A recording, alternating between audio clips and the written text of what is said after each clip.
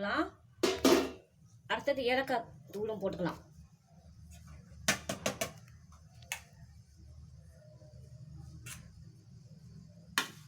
இப்போ ரவை கலரிங்கன்னே இருக்கணும்.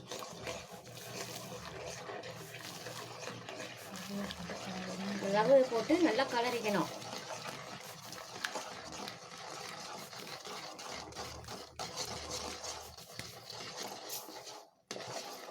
ரவையை போட்டு நல்லா கலரிக்கணும்.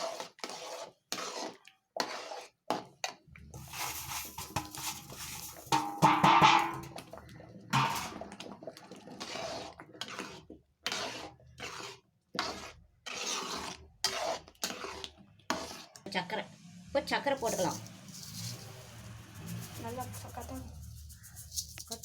ஒரு கப்பு சக்கரை போட்டுக்கலாம். நல்லா கலரிட்டு நெய் கொஞ்சம்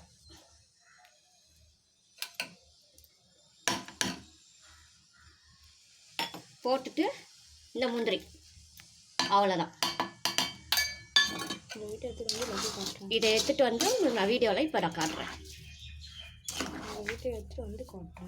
வீடியோவில் எடுத்துகிட்டு வந்து உங்களுக்கு நான் காட்டுறேன். சுவையான கேசரி ரெடி. லைக் பண்ணுங்கள், ஷேர் பண்ணுங்கள், கமெண்ட் பண்ணுங்கள், சப்ஸ்கிரைப் பண்ணுங்கள். ஓகே, பாய்.